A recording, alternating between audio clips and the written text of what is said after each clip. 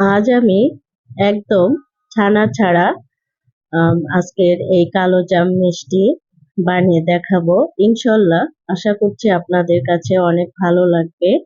এই কালো জাম আমি 1 কাপ ময়দা দিয়ে খুবই ঝটপট করে এই কালো জাম মিষ্টি তৈরি করেছি। তো ভিউয়ার্স, আমি আয়েশাস কুকিং শোতে আপনাদেরকে স্বাগতম জানিয়ে আজকের রান্না শুরু করছি। তো তার আগে আমার চ্যানেলে যারা নতুন বন্ধু এসেছেন প্লিজ সাবস্ক্রাইব করে পাশে থাকবেন। এই কালো জাম বানানোর জন্য লাগবে, আমি এইখানে 1 কাপ ময়দা নিয়েছি একদম সমান করে। তারপরে দিয়ে দিচ্ছি 1/3 কাপ গুঁড়া দুধ।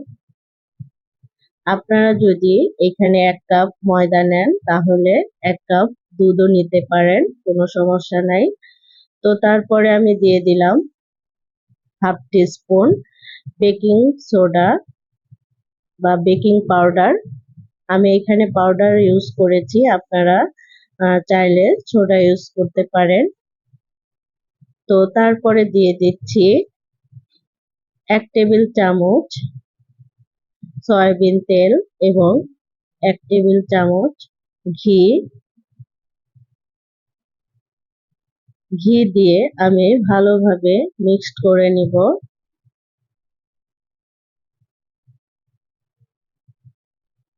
তো ভিউয়ার্স, আমার মিক্সড করা হয়ে গেছে। এবার আমি অল্প অল্প করে পানি দিয়ে দিব। এখানে আমি 1 টেবিল চামচ পানি দিয়ে নিচ্ছি। আমি বারে বারে দিয়ে নিচ্ছি, কারণ একবারে দিলে আপনার ডোটি ভালো হবে না। তো আমার এখানে টোটাল পানি লেগেছে 5 থেকে 6 টেবিল চামচ। একদম সফট ডো করতে হবে। তো এরকম অবস্থায় আমি আরো 1/2 টেবিল চামচ ঘি দিয়ে দিলাম, দিয়ে আবারও মথে নিচ্ছি। এই ডোটি যত সফট হবে তত আপনার মিষ্টি নরম হবে, তুলতুলে হবে। দেখুন আমি কিভাবে মেখে নিচ্ছি, আপনারা দেখে বুঝে নেবেন। তো মাখানোর পরে আমি, আপনারা যদি এই ডোটিকে রেস্টে রেখে দিতে চান তাহলে 5-10 মিনিট রেস্টে রেখে দিতে পারেন। তো আমার সময় স্বল্পতার কারণে আমি রেখে দিচ্ছি না, সাথে সাথে বানিয়ে নিচ্ছি। তো আমি হাতে অল্প একটু ডো নিয়ে এভাবে শেপ দিয়ে দিচ্ছি, লম্বা শেপ দিয়ে দিচ্ছি। এই লম্বা মিষ্টি একদম স্মুথ হতে হবে স্কিন, তাহলে ভাজার সময় আপনার মিষ্টি ফেটে যাবে না। তো আমি এইভাবে সবগুলো মিষ্টি বানিয়ে নিচ্ছি।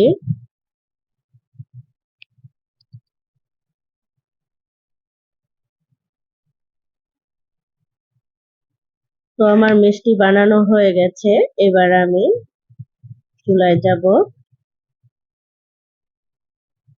তো তার আগে আমি একটি পাতিলে এখানে 5 থেকে 6 কাপের মতো চিনির সিরাপ আছে। এই সিরাপ আমি জাল দিয়ে নিব। এটা আগের সিরাপটা আমি ইউজ করতেছি। আপনারা যদি নতুন করে সিরাপ করেন তাহলে 1 কাপ চিনি আর 2 কাপ পানি দিয়ে সিরাপ করে নেবেন। তো আমি আর যদি বেশি মিষ্টি বানান তাহলে 2 কাপ চিনি আর 4 কাপ পানি দিয়ে সিরাপ করে নেবেন। তো ভিউয়ার্স দেখুন, এই সিরাপের উপরে অনেক ফেনা উঠেছে। এই ফেনা যদি বেশি কালো হয় তাহলে আপনারা ফেলে দিবেন। তো আমার সিরাপ করা হয়ে গেছে, আমি নামিয়ে নিয়েছি। তারপরে মিষ্টি ভেজে নিচ্ছি। তেল মৃদু গরম হলে তখন মিষ্টি দিবেন এবং চুলার আঁচ একদম লো হিটে রাখবেন, তাহলে আপনার মিষ্টিগুলো অনেক ভালো হবে। তো ভিউয়ার্স, আমি একদম ব্রাউন করে ভেজে নিচ্ছি সবগুলো মিষ্টি। তো আমার মিষ্টিগুলো ভাজা হয়ে গেছে, এবার আমি উঠিয়ে নিচ্ছি।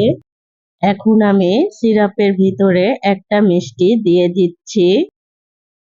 একটা মিষ্টি দিয়ে দেখব যে মিষ্টিটি শিরার নিচে যায় নাকি।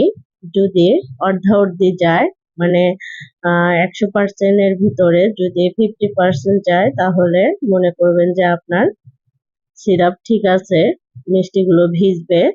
তো আমি মিষ্টিগুলো দিয়ে আবারও নাড়াচাড়া করে দিচ্ছি, যাতে ভালোভাবে ভিতরে সিরাপ ঢোকে। তো আমি এই মিষ্টিগুলো সারা রাতের জন্য বাইরে রেখে দিব, আমি ফ্রিজে রাখবো না, এমনি আমি চুলার উপরে ঢেকে রাখবো। সারা রাত পরে আমি ফিরে আসব। আমি পরের দিন সকালে ফিরে আসলাম, দেখুন মিষ্টিগুলো একদম সিরাপের নিচে চলে গেছে, একদম ডুবে গেছে।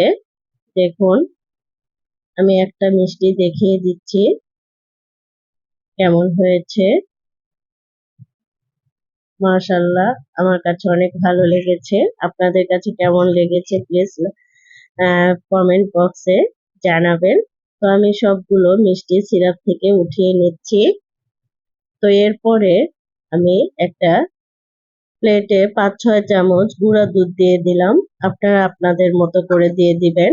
তো হাফ টি স্পুন ঘি দিয়ে দিলাম, ঘি দিয়ে এই দুধ মেখে নেব।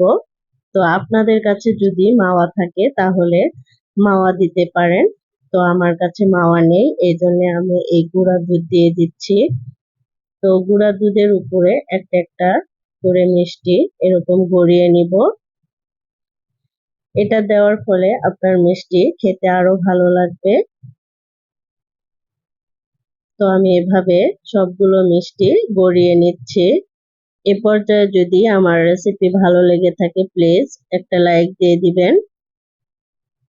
তো আমার মিষ্টিগুলো গুঁড়া দুধে গড়িয়ে নেওয়া হয়ে গেছে, এবার আমি প্লেটে রেখে দিয়েছি। দেখুন, মাশাআল্লাহ, অনেক সুন্দর হয়েছে। তো ভিউয়ার্স, আপনাদের কাছে কেমন লেগেছে? তো আপনারা বাসায় ট্রাই করবেন, দেখবেন ছোট বড় সবাই পছন্দ করবে। আমার বেবিরা তো অনেক পছন্দ করেছে, এরকম মিষ্টি থাকলে আর কিছুই লাগে না। তো আপনারা বাসায় ট্রাই করবেন। আমি একটা মিষ্টি ভেঙে দেখাচ্ছি কেমন হয়েছে।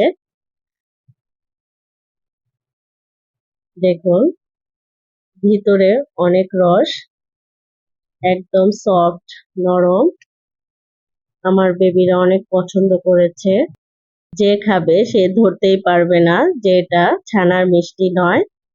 আপনারা বাসায় ঝটপট ময়দা দিয়ে এরকম মিষ্টি বানাতে পারবেন ইনশাল্লাহ। এই রেসিপি হুবহু ফলো করবেন, তাহলে আপনার মিষ্টি অনেক ভালো হবে।